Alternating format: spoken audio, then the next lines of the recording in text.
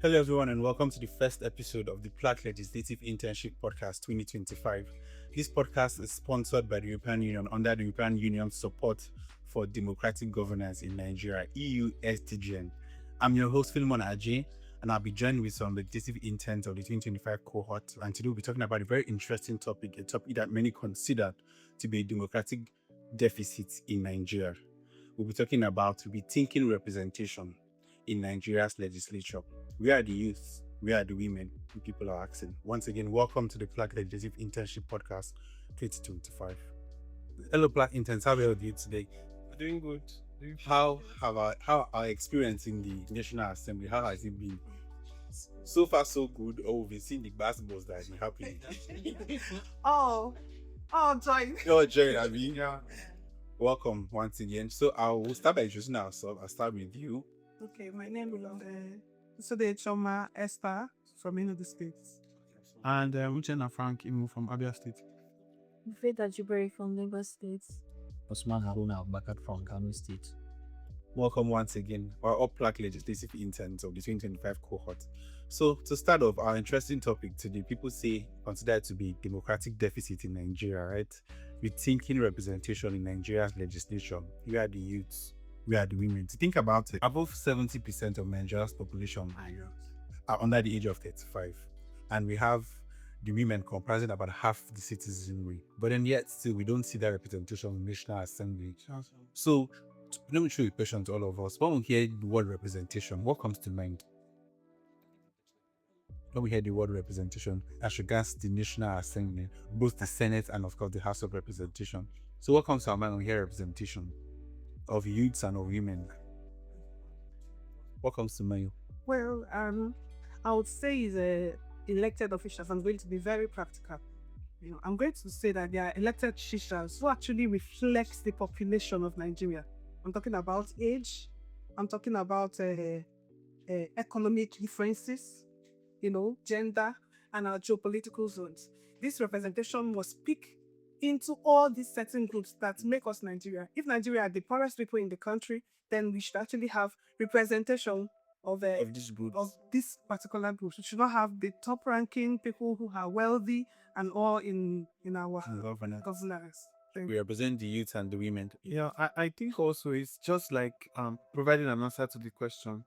If Nigerian demography is this way, dominantly youths, when we present what we have in the National Assembly, is it the same pattern? Is it the same distribution? Which is not always the case. So representation means that when we talk about the typical demographics we have in Nigeria, we also need to see them represented in the National Assembly. Very true. Not very anymore. All right, I'll take you first, Uche. First question. Let's talk about the current picture. That's the current reality that we have. I want to talk about what do we know about the numbers of the youth and women in the National Assembly. Okay, when you started the conversation, you made references to the dominance of youths, depending on the age group you want to look at here, it's mostly above 70%. Now, in the National Assembly, you have two chambers, the Senate and the House of Representatives. So let's look at the numbers in those groups. I'll start with the House of Representatives. In that chamber, we have currently 14 seats represented by young people between the ages of 25 to 35. Now, national youth policy said if you're a young person in Nigeria, you have to be between the ages of 15 and 29. So that's a little bit strict. Let's use the African Youth Chapter that says up until 35. So 18 to 35, you're still counted as almost. Now, in the House of Representatives, you have only 14 of them falling between the ages of 25 and 35. And there are contributions made from the Not Too Young to Run bill of 2018 that kind of lowered this age and made it possible for students to learn. So out of the 14, we have only 2 are within the ages less than 30. So the other 12 fall between the ages of 30 and 35. You can imagine how slim that is. And 14 is out of 360 seats. That's barely 4%, around 3.9%, which shows you how low and insignificant it is. Yes. For you to say the country's population is made up of 70% of young people and barely 4% are in the House of Representatives. Yes. If we move to Senate, it's an entirely different story. There's no young person. There's no young person there. We have- It can apply. You refer to as So a- there is No, it's not. there's nobody 35 or less than 35 in that particular chamber.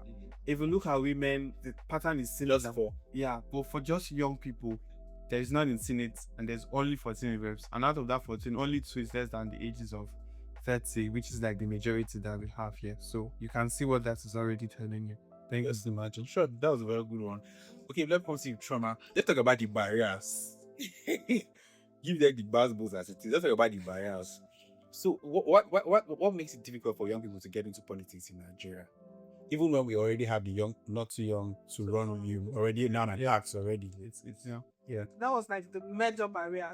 But now that's one elephant has been rolled away, and we have a major elephant.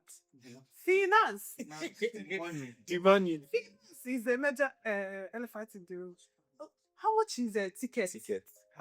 In APC, we are looking at 50 million. 100 million. 100 million for presidential. Presidential. We're looking at 50 Sweet. for gubernatorial. So when we now move to the campaign funds, it was 5 billion for campaign funds. Now it's been there. We are moving to raising it to 10 billion. Wow. You understand? So these are the things that a young person who is even clamoring to eat food, Entry level. agitating for good governance, Entry level. you know, In the ages of 25 and 35, absolutely. politics. And you need to get this amount of money. If I would have to get this money, I need to look for sponsors. Very true. And if I'm going to be donating 1 billion to somebody's campaign, if I ask you to just ask me how high, You have to jump. Yeah, definitely. you know, So these are the issues that we are having. And they say, oh, that we can actually contribute to politics without actually being there. No, we cannot. When decisions are being made concerning us, we should be there. Very true. yes. We should be represented. How will you know my interest is actually secured when you are not in my shoe? I can't relate to my experience. You cannot relate to the experiences that I have. Then there's the patriarchy there. We had an issue that escalated with our FCC minister.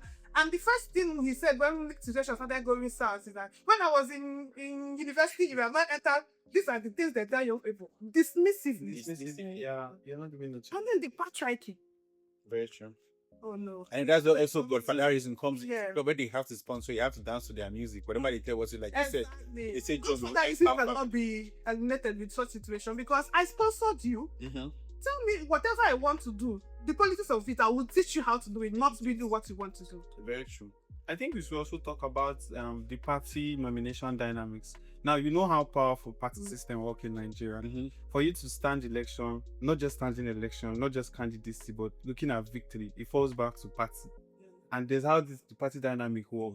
They decide who becomes. They decide who wins the primary. So these are also the kind of barriers that you have to face, because for you to come out from the major parties that would increase your chances of winning, of victory, imagine what these parties, what it means like as a young person struggling in these parties. People have been there for long. You hear things like, I've paid my dues, I've paid my... Your father must be somebody. Well, yes, somebody. There. So, and when we have somebody that their father is somebody, are we not talking about competency? Exactly. Or are we doing monarchical system now? so nomination dynamics is a real Some of the barriers barriers that we also need to look at when it comes. I couldn't agree anymore.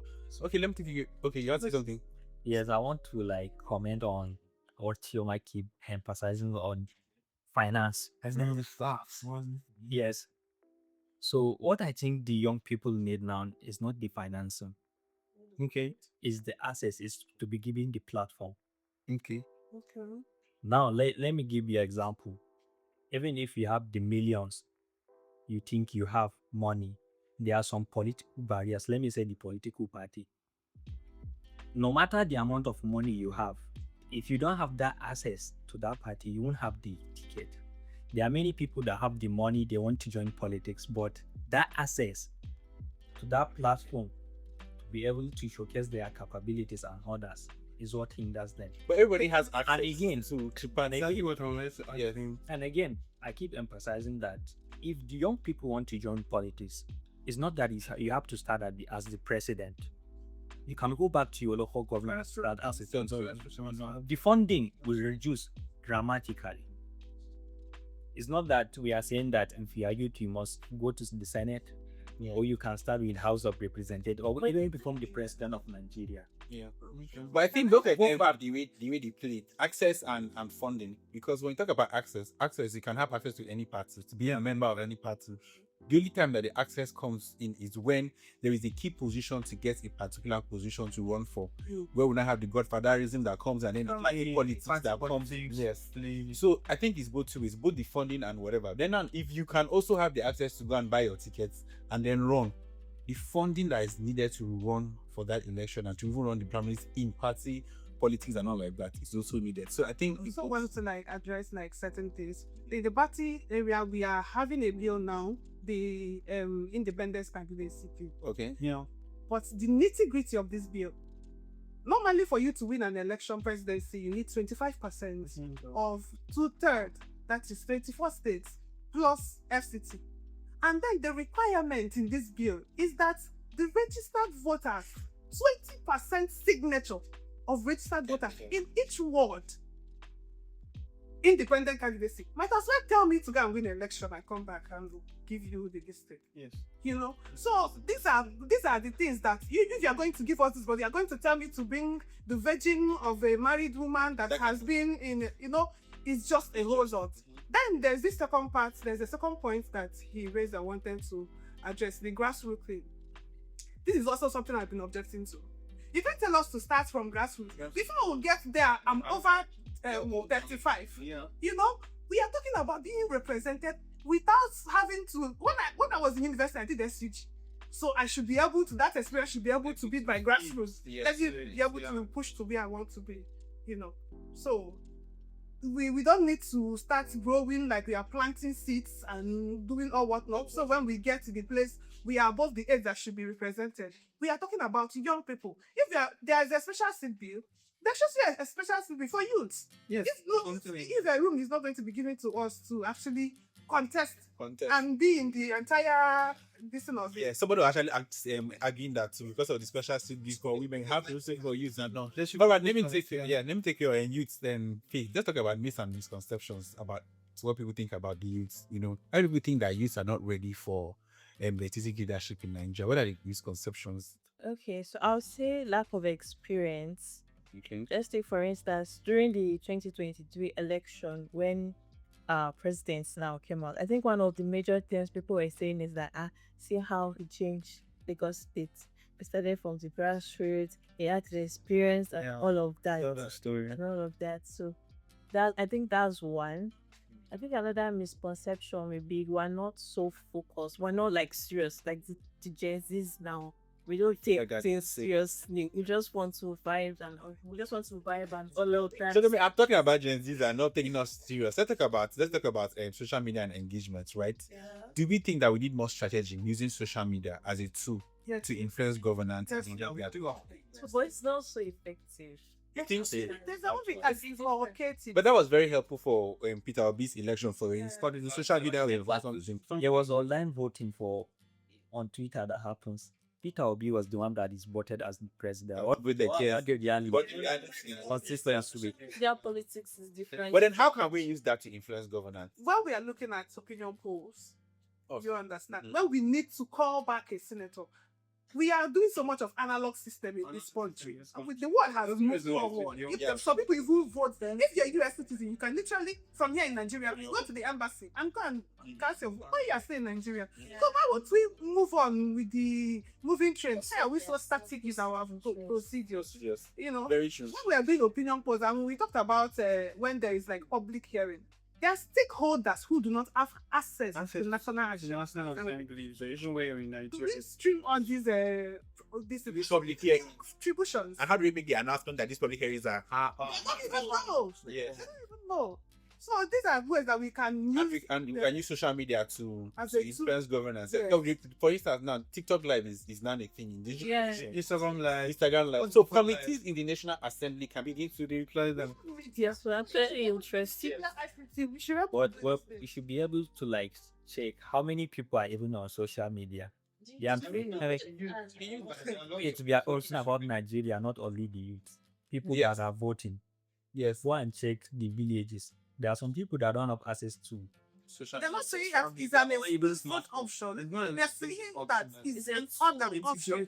You know, we have this analog, which is a working system. Then put in this one as well, so that we are going to have a amplify the exactly. Yeah. So I also feel like there's a stereotype that the elderly group attached to young people.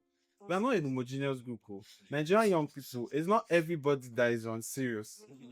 Youth as a demographic is a diverse group of people. We have the ones that are professionally inclined, professionally minded. You have the ones that joke. We are not all skit makers. But when you listen to them, they make it look like young people. They are not serious. They are for young people. So it's also important for them to start addressing this myth that we are not a homogeneous group. Even when we say youth in Nigeria, there are diverse group of youth in Nigeria, including the ones that are more than competent. My youths are tech competent. Are very competent. Let's talk about something. Let's talk about mentorship, because that's something I don't see that our current leaders have. Everybody is still going to go back for second term, or still going. You finish governorship, you want to go back to the Senate. Then you want to remain there in the Senate forever and intake. You don't understand? And these people, godfatherism, and all that kind of stuff. So what's the issue? How can we reorientate them as regards to mentorship? Because if we don't have mentorship, then how do we take up issues from where they left off? And then succession plan, they don't live with succession plan in view. So how can we address that issue? I think they don't plan that you should actually replace them. No. Even if you're going to be there when they get too old, also have to remote control you. So it's about how they perceive public service, how they perceive leading the people. Is it more about selfless? Is it selfless? Are they selfless in that sense? Do they feel like it's not about the person? It's about what we invest, what we do, the changes that we want to see. But most times, politics is not really that way in Nigeria. For anybody who amounts to that seat, they will tell you how much they spent to get there and why they remain in office. To try to get the money back and pay or recover from what they've spent. Yeah. So it's more of personal, about me, myself, what I want, and not really about that. So the orientation to start from how they perceive public service, how they perceive political leadership, and how it should be more about change the people and not just about themselves on their pockets. Yeah. And we also say that organizations like PLAC are doing it very good. Yeah, I can. So we're about mentorship. Exactly. So because for people like us, we are just vibrant in our different sphere, and sometimes it's looking like you are crazy about what you do. Yes. Now, the first time we came for our workshop, I was fired up. I was like, Yeah, something like that. people of like minds, Yes. you know, I was out of this world blowing up in my mind. I'm like, this is amazing. And then when you hear people's contribution, like, this is me in several different people, and we're not even from the same state. Yes. You know, mentorship like this can actually go a whole long way. Yeah. Because I was going to ask about my next question. I was going to talk about skills and capacity. Do youth have the skills and capacity to engage in legislative leadership? So mentorship, like what PLAC is doing right now. Yeah. We have other ones that are also going on, but we need more of such kind of Such initiatives. mentorships. Yeah. So let's talk about solutions and pathways. What practical actions can increase youth representation in 2027? I think Choma talked about costs. We should look for a way to reduce that much. So cost of governance and cost of Yes, it doesn't agree with our minimum wage. like because that's basically in your mind that come up that will reduce the cost. I don't know how they can influence into party systems, but I think if there's a way we can regulate the cap of the cost of these forms, how to regulate it, because we actually have young people in these parties that are very active, that are willing to come out and contest for election. But just like Shoma said, and we all agreed, the cost. So is there a possibility to put a cap to how much this can be? Let us be realistic. Not everybody have these millions. And for you to get these millions, what does your salary even say about where you got the money from? So, but that's a different conversation. There should be a way to cap how much we pay for films. Then the electoral reform actually going on is trying to increase the sum, even for the registration, making it very tedious to register even a political party. Wow. Yes. And then INEC is saying, there is cumbersome what people put them through when they say they have a bullet. They'll just bring a kiosk and call it a political party. All you're trying to examine is a problem and all of this. And then there's not an option of, I'll still say it, independent candidacy. Why are we making it impossible for an independent candidate? We should actually, it's a public document, the bill on independent candidate. We should look at it. Maybe it's now for us to raise our voice, because they're about to bring in something that we've been saying, give it to us, and they're making the procedure very, very impossible. But that's with the other bill. Actually, that's what they're trying to do with amending the Constitution. constitution. Yes.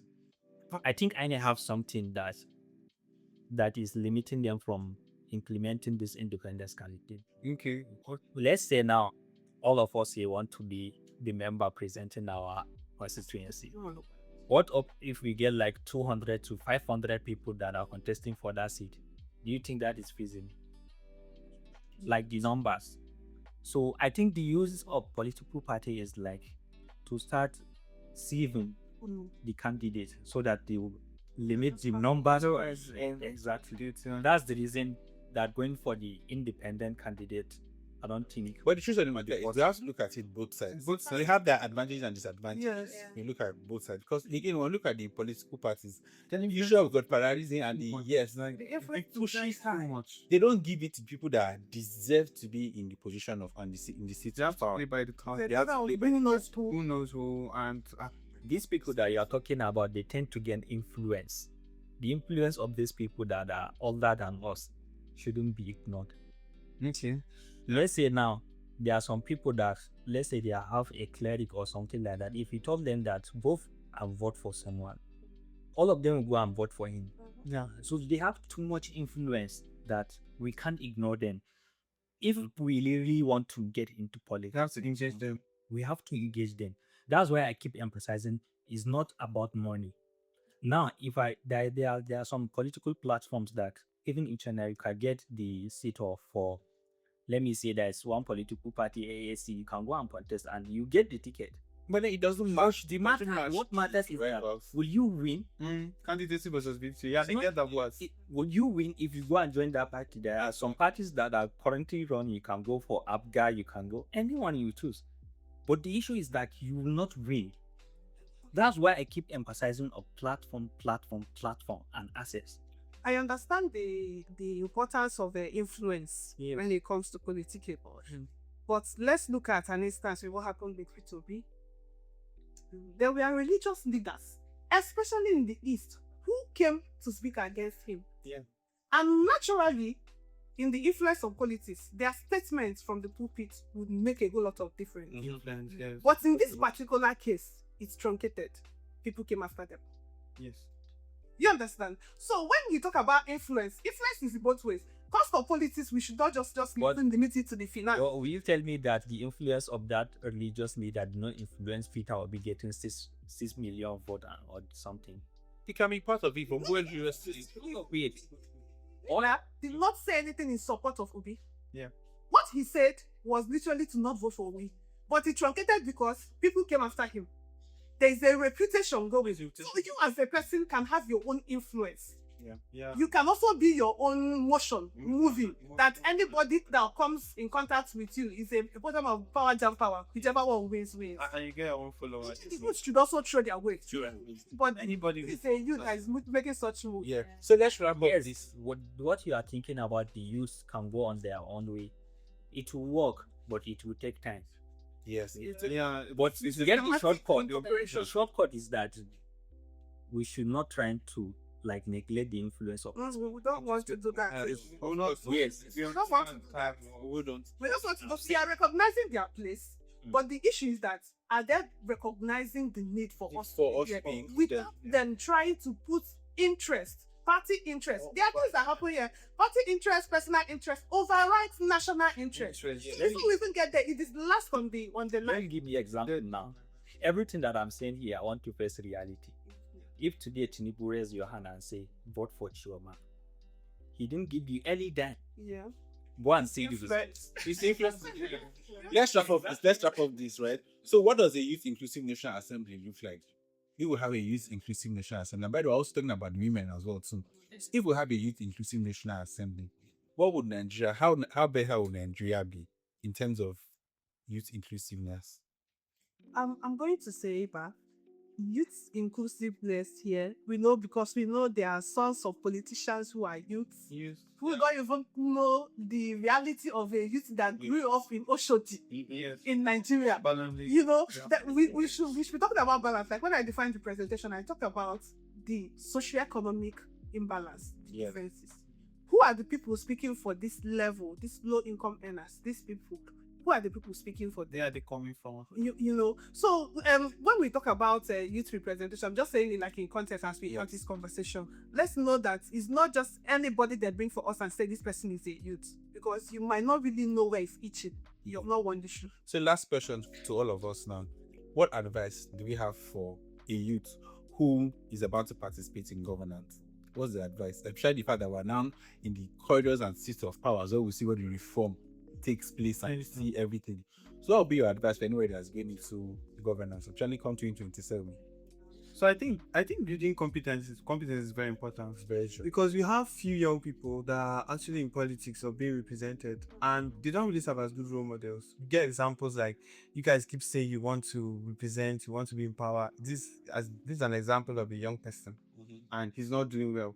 And it's something that it's a ground that we should tread very carefully. Because if you're having a young person that's going to represent us, it should be somebody who has built these skills and competencies over the years. We don't want someone that will go and mess up everything we've been working towards. Someone that will say, okay, you said you want young people. Now look at the example that we have. Yes. It turns out, even in the SGs for when we were in the university, you could see how some SGs were doing things that I think even the current politicians are learning work. Like they are telling you that we've not gotten there, but this is the kind of thing that if we get there, you're going to see Shaggy. So we need to ensure that any young person that is representing this demography and representing the majority of Nigerians have what it takes to deliver sound governance and leadership. That's very, very important. So that we don't set bad examples. Keyboard warriors, social media warriors, the few that you send to us, they are even teaching us how to do the corruption very much well. Yeah. Well, it's okay, we have like a youth parliament. Yes. You know, we have a youth parliament, but we have our youth parliament is a toothless barking dog. Wow. No, they actually have their internal issues, to be honest. They have their internal issues. You know, we have some PLAC interns too that are also in parliament. And in my office currently, I have someone that was also in mid-prime mode. They have that internal issues where the government, the ministry, that, you know, it's under the Ministry of Youth. They are not really doing an excellent job in the way they are. We need them to be put. So we need them, yes. So that actually the national assembly They'll be more recognized. Yes, be more recognized, because that is a very important mentorship pipeline. Yeah. That's currently in existence. But I want We're out of time right now. So I'm sorry, is that I want the youth to reflect to reality.